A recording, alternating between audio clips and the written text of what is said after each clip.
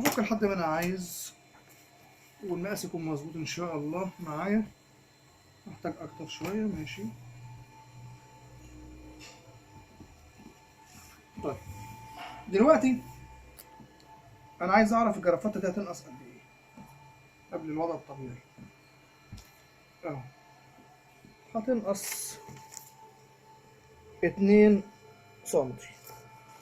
هنيجي كده نطلع الجزء ده اهو. هو احمد اللي بيصور دلوقتي عشان هو عايز يعرف ايه اللي كان هيتم، تطفل ولا حب استطلاع؟ حب استطلاع. حب استطلاع وتطفل.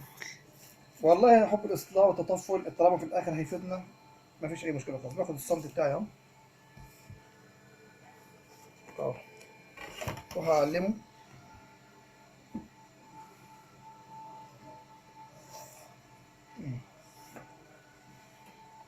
فوق نص سنتي. هو انت ايه اللي انت طلعته من الجرافات دوت؟ ده الحشو؟ ده الحشو بتاع الجرافات. مم. ايه مسمياته بصراحه انا ما اعرفش، عشان مبقاش كداب معاكم انا ما اعرفش. انا ليا دلوقتي النتيجه اخد سنتي من الناحيه الثانيه، ما ينفعش ان انا اخد من ناحيه واحده، ما ينفعش اخد من ناحيه واحده عشان المثلث بتاعك. عشان مثلث وعشان هي تبقى وزنتها وكل حاجه. تمام.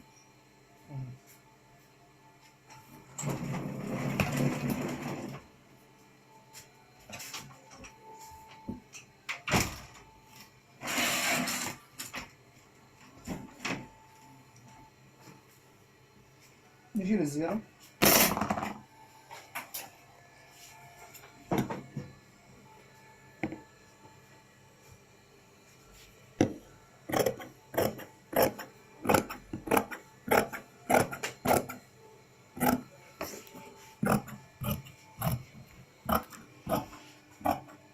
هو هشام سرور شغالين ايام ده على التصليحات مش لاقي حاجه يعملها ولا ايه؟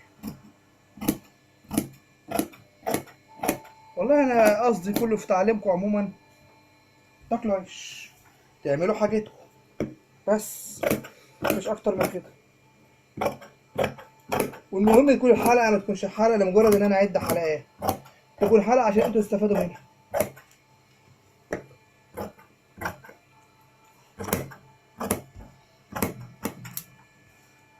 نشوف تحت البوزه هتبقى عامله ازاي. تقري هي بالظبط.